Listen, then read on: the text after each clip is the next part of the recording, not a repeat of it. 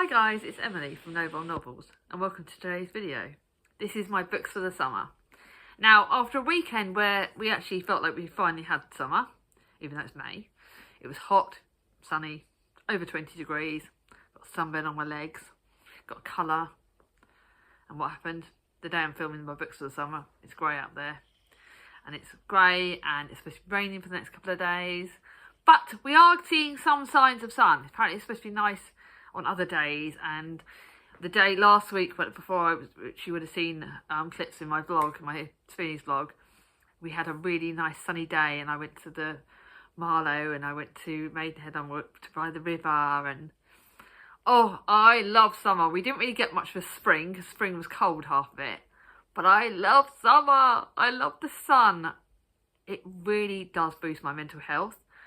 I love sitting in the garden reading. It's like my favourite thing in the world. So to do that this weekend was just absolutely incredible. I think I spent most of Saturday outside reading in the garden. It was the best day and it was lovely, and we've got some amazing things coming from the summer. My summer is a bit dependent on when I have my operation. If I have my operation in the summer, that will possibly change plans at the start. So obviously for me, summer months just going ahead is June, July and August. So June, the kids are at school, so I'm hoping it will be nice weather and I can just enjoy it. That's probably my more chilled month. July is halfway through the month, they finish, and then right at the end of the month we're going on holiday. And then August, right now, I don't know. Until I know when my op is, I do not know what August is going to bring. So I'm planning all these books. I'm planning light books. I'm not planning hardback books. I'm planning books that I can do. But my summer plans may go AWOL. It just depends. I don't know. But like I said, positivity, summer books. These are all books that make me feel like summer, or they're books that I really want to read in the summer because I'm excited by them. Let's show them. I've got 3 that are already decided for my June TBR, but my June TBR is next. So it's the next video you'll see. So I'm not going to tell you which ones of these I'm reading in June. But yeah, they're already decided. And then July and August, I'm not planning it. I'm not including, by the way, books in this month for Jane Austen July, and there are books that I've already planned for that, but they will come up separately in my Jane Austen July TBR in June. And I've not planned any June videos. I've planned my June videos, but I've not planned any other summer videos. July is also going to be videos. It's going to be like the halfway through the year, like how I'm doing with my goals, how I'm doing with my reading, things like that. They're going to be like the summer year. They're the best books of this year, which I've still got to decide. So they're the sort of summer videos you're going to get. And anything else in summer, I do not know. I'm sorry, my kind of plans are a bit paused at the moment. But enough rambling, let's show you the books. So the first one is Life Saving for Beginners by Josie Lloyd. Now, don't think I've tried this author's book. She did write a book called The Cancer Ladies Running Club, which I do want to read at some point. And it's got the beach, which kind of makes me always think of the summer. It's about Maddie Wolf's life has capsized. After a 20-year marriage suddenly implodes, she heads to Brighton to search for her estranged son, Jamie. But he's nowhere to be found, and for the first time she's totally alone. That is until she meets the Salty Sea Girls, a group of feisty sea swimmers. 72-year-old Helga is determined not to slow down, while 30-something Tor is still trying to figure out who she is. Bereaved Dominica is trying to find a reason to carry on, and busy mum Claire is learning to put herself first for a change. As their regular cold water plunges become a lifeline for them all, Maddie starts to realise that these brave women might help her to find both Jamie and herself. Together they can turn the tide. This looks really inspirational. It looks like a really good contemporary, and I've been putting it off to read in the summer, so I'm really excited by that. I'm also showing you the 3 contemporaries, because I've got 3 contemporaries, 3 historical fiction, and then 3 randoms. The next contemporary is Nikki Pellegrin's P.S. Come to Italy. Found this at my local charity shop, and Italy is a country that I would dream of going to. My dad went there when I was younger, and Chris has got some very distant ancestry from there. As to whether I ever get a passport and go there, that would be a dream come true. But Italy is a setting where I absolutely love to read about. It's kind of like my version of travelling is reading, which, okay, actually that might be a good video for the summer. travelling in books, reading books from set in different countries. That might be a really good video, actually. Let me know if you think that. Anyway, Wish You Were Here. When Belle's quiet, idyllic life on the coast starts to crumble, it's a stranger thousands of miles away in Italy who provides a shoulder to cry on. So when Enrico sends her a beautiful gift with a note signed off, P.S. Come to Italy, she decides to follow her heart. Arriving in Enrico's palazzo in the beautiful Pugilla, I can't say the word, it's clear that his life couldn't be more different to the one that Belle left behind. Yet, despite his flashy cars and glamorous, boring family, she starts to realise that perhaps Enrico needs her just as much as she needs him. Sounds really good, really summary. Can't wait to read that. Then a book you would have seen in a recent book haul, and a book that's very close to my heart. So, in all honesty, you all know the month. This will be read in July, and this will be read in...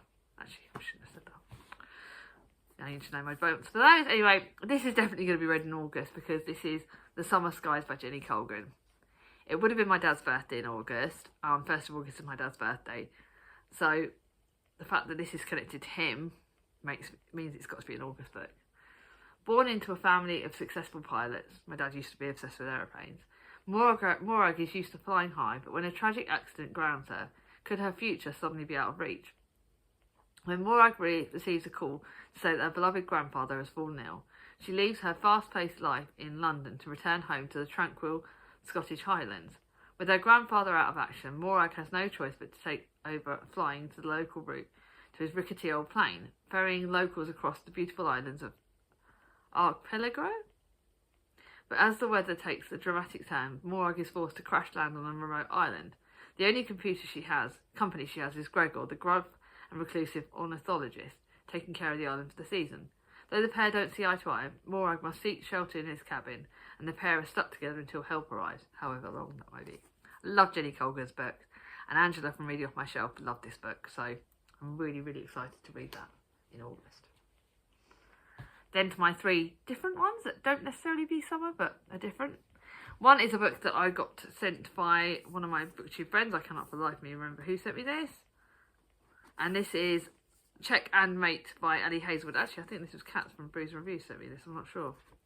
Why do I normally save my gift notes? It could have been someone else. Anyway, Ali Hazelwood's got another book coming out soon, so I wanted to get reading this one because the other one that I've got of hers that's recent, Pride, is a wintry book. So this one looks... It's pink, it's girly, it'll be read at some point in the summer. Don't know whether it'll be what month yet. Mallory Greenleaf is done with chess. Every move counts nowadays. After her sport led to the destruction of her family 4 years earlier, Mallory's focus is on her mum, her sisters, and the dead-end job that keeps the lights on. And that is until she begrudgingly agrees to play in one last charity tournament and inadvertently wipes the board with notorious king killer Nolan Sawyer, the current world champion and reigning bad boy of the class. Nolan's loss is to an unknown rookie shocks everyone. What is even more confusing, his desire to cross pawns again. What kind of gambit is Nolan playing? The smart move would be to walk away, resign, game over. But Mallory's victory opens up the door to a sorely needed cash prizes, and despite everything, she can't keep feeling drawn to the enigmatic strategist. Don't want to read anymore. It does look good. Although it's not apparently supposed to be as good as some of her other books.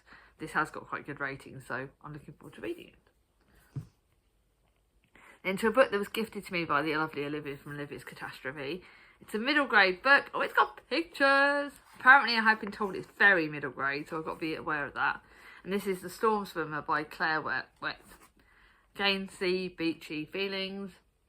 He wasn't a boy, he was like a sea creature, a zippy, stretchy sea creature. Summer was supposed to be in Jenica's time for fun, friends and fairs, but instead she's stuck at a dead-end seaside boarding house run by her grandparents. Then she meets Perry, the boy from the sea. He dives through the water like a dolphin, talks to like a burst of bubbles. His family are far away too, but unlike Jenica, he loves his independence. As Jenica shows Perry her world, she starts to feel free as well. They do not need anyone when they've got each other. But then the lights and noise of the human world start to change Perry, and when things spin out of control, Jenica must be the bravest she's ever been to face her fears and make the hardest decision of her life. This does look good. I hope it's good. Summer book. Then I'm going to be reading 2 Barbara Kingsolvers this summer because I'm reading a book for the FOMO Book Club. But this is one that I've had for, I think I had it last year. It's The Prodigal Summer by Barbara Kingsolver. I don't know much about this. I don't even know what genre it is. I think it's historical fiction, but I don't know much. But I know that I like Barbara Kingsolver's writings. So from the author, comes the passionate story of two women from alpaca farming community whose lives are profoundly changed over the course of one summer. Diana, the reclusive forest ranger, is caught off guard by a young hunter and must decide whether to sacrifice her solitary life for love. Then Lusa, left widowed by a terrible accident after only 1 year of marriage, discovers the possibilities of acres when her husband was left for her. As their stories become intertwined, these characters not only find the connections to each other, but the sense of a beautiful yet fragile land that they share. This does look good. No, I really have got diddly no idea about when I'm going to read this in the summer, but it does look good. It won't be read when the FOMO book club is on, so I'll need to double check that. Then a book that I got, I can't remember if I got this brand new or if I got Chris to get it for me, and it's Erica James's book that came out last year in paperback, I believe. Love Grows When You Least Expect It. This is historical fiction, technically historical fiction, but it's set in 1981. How the flip is that historical fiction? July 1981, as the country prepares to celebrate Prince Charles's wedding to Lady Diana, Livy flees London and her cheating fiancé Marcus for the Suffolk countryside. At last for house, she hopes to put pieces of her life back together, and Livy's great aunt Bess and renowned garden designer and former socialite Elfrida are happy to help. But for the lifelong friends Bess and Elfrida, Livy's arrival has stirred up ghosts from the past, so that could be the historical fiction side. But before they can help rebuild her shattered future, they must confront their own secrets, love lost, and tragedies. This does look really, really good, and I'm really hoping I love this. Then to the second historical fiction, which I think I got last year, I can't remember. This Could Be Everything by Eva Rice. I know that it was all over BookTube last year because the tandem read-alongs. And this is set in 1990, so how the flip could this be historical fiction, I don't know.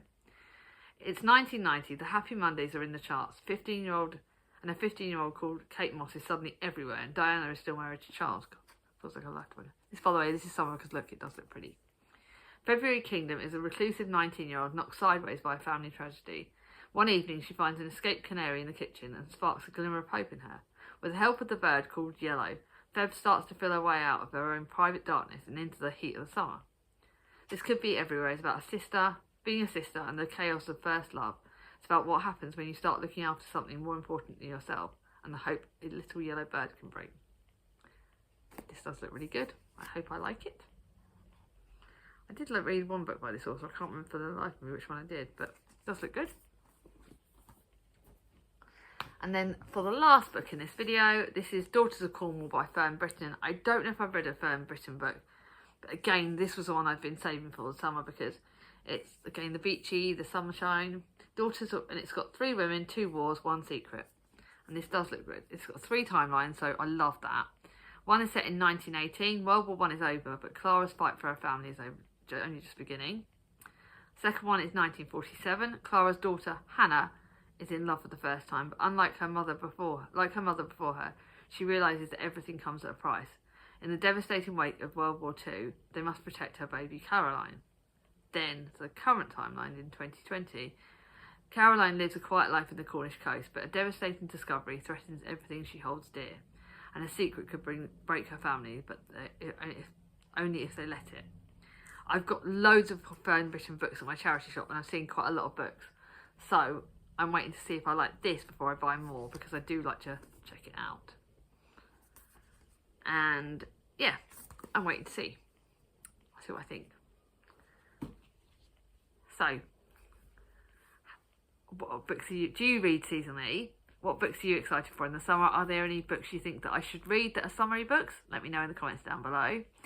If you got to this end of this video, leave any emoji that makes you think of summer. So like sunshine, if you can see a sunglasses emoji, like anything sort of summery emojis, let me put them in the comments down below if you got to the end of the video and you want to say something.